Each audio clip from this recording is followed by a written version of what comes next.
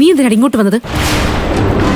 നിങ്ങളുടെ ഒന്നും മേടിച്ചെടുക്കാനോ ഇവിടെ കയറി താമസിക്കാനോ വന്നതല്ല. എനിക്കൊരു കാര്യം അറിയണം. എല്ലാം അറിഞ്ഞെടുത്തോളം നിനക്ക് മതിയായില്ലേ? ഇനി എന്താ നിനക്ക് അറിയേണ്ടത്? എന്റെ ഭർത്താവിന്റെ സ്വർണം അപഹരിച്ചെടുത്തത് നിങ്ങളുടെ ഭർത്താവാണോ?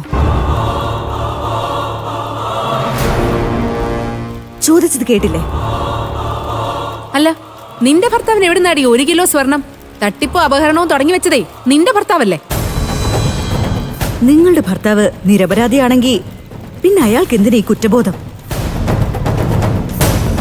അയാൾ എന്തിനാ എന്റെ മോളുടെയും പിറകെ നടന്നത്? 25 ലക്ഷം രൂപ നിർബന്ധിച്ച് കെട്ടി ഏൽപ്പിച്ചത്.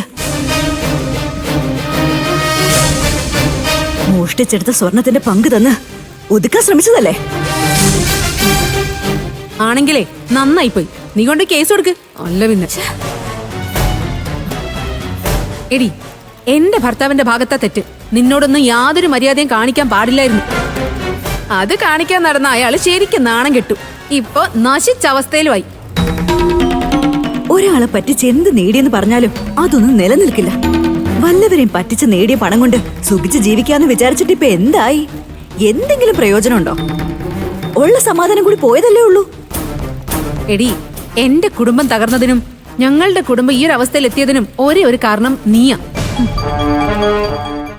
ചിരിച്ചും കളിച്ചും കാണിച്ച് എന്റെ രഘുവേട്ടനെ മയക്കി എടുത്തിട്ടേ കാര്യം കഴിഞ്ഞപ്പോ വലിച്ചെറിഞ്ഞവളല്ലേ നീ? തോന്നിവാസം പറയരുത് കേട്ടോ. ഓ, നിനക്കത് കാണിക്കാം. ഞാൻ പറയുന്നതിലാണ് കുഴപ്പം അല്ലേ? ആ മനുഷ്യനെ ഈ അവസ്ഥയിലാക്കിയിട്ടേ ഇപ്പോഴും നീ 25 ലക്ഷം രൂപ വാങ്ങിച്ചെടുത്തില്ലേ? ആ പണം കൈനീട്ടി വാങ്ങുമ്പോ നിനക്ക് യാതൊരു സംശയമില്ലായിരുന്നല്ലോ.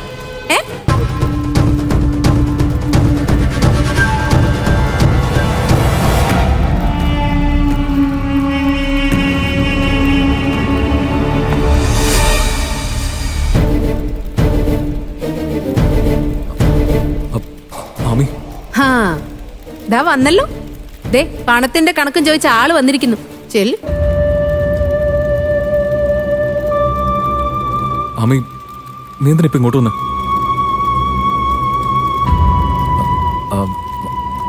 അല്ല, നിനക്ക് പണമാണ് വേണ്ടെങ്കിൽ എത്രയെന്ന് വെച്ചാ എന്നെ വിളിച്ച് പറഞ്ഞാൽ മതിയായിരുന്നല്ലോ.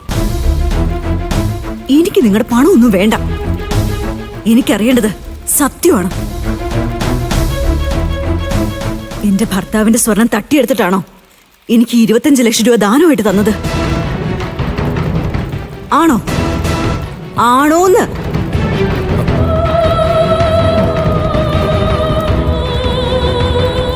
അതെ, എന്താ മിണ്ടാത്തത്? ഇവള് ചോദിച്ചത് കേട്ടില്ലേ? മറുപടി പറഞ്ഞു കൊടുക്ക്. നീ ഒന്ന് മിണ്ടാതെ നിൽക്ക്. ഓ, നിങ്ങൾക്കിപ്പോഴും എന്റെ വായടപ്പിക്കാനാണല്ലോ തിരക്ക്. ഇവളെന്തോ വലിയ ദേവതയാണെന്നായിരുന്നല്ലോ ഭാവം.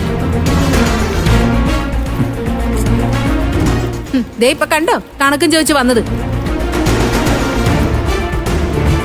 ഇനി എവിടുന്നാ പണം ഉണ്ടാക്കി കൊടുക്കാൻ പോന്നേ? അതോടെ പറ. നിന്നോട് നിർത്താനാ ഞാൻ പറഞ്ഞേ. ഇല്ല, ഞാൻ നിർത്തില്ല. സഹിച്ചും ക്ഷമിച്ചും മടുത്തു. ഇനി അത് പറ്റില്ല. നിങ്ങളെ തിരക്കി ഈ വീട്ടിലേക്ക് വരാൻ ഇവൾക്ക് എന്തുമാത്രം ധൈര്യം ഉണ്ടായിരിക്കും?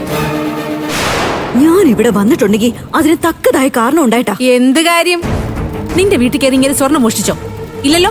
നിന്റെ കെട്ടിയവൻ ആരെങ്കിലും പറ്റിച്ചുണ്ടാക്കിയ സ്വർണം ഇങ്ങനെ എടുത്തെങ്കിലേ കണക്കായിപ്പോയി. നീ എന്തിനാ അമ്പിളി ആവശ്യമില്ലാത്ത രീതിയിൽ സംസാരിക്കുന്നേ? ആ, ഇവളെ പറയുമ്പോ നിങ്ങക്ക് പൊള്ളൂന്ന് എനിക്കറിയാം. സ്വന്തം ഭാര്യയോടും ജന്മം നൽകിയ കുഞ്ഞിനോടും ഇല്ലാത്ത സ്നേഹമല്ലേ മറ്റുള്ളവരുടെ കുടുംബം തകർക്കാൻ നടക്കുന്ന ഇവളെ പോലുള്ള വൃത്തിയിട്ടവളോട്. അയ്യോ, എന്തിനാ നിർത്തിയത്? തല്ലിയങ്ങ് കൊല്ല്.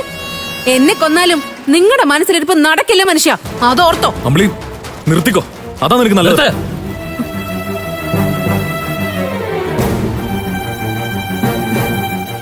എന്തൊക്കെ ഇവിടെ നടക്കുന്നത്? അച്ഛൻ കേട്ടില്ല ഇവള് പറയുന്നത്? അമ്പിളി മതി, നീ രഘുവിനെ കൂട്ടിക്കൊണ്ട് അകത്തേക്ക് പോ. അല്ല മാവ, രഘു, ഞാൻ പറയുന്നത് മനസ്സിലാക്ക്.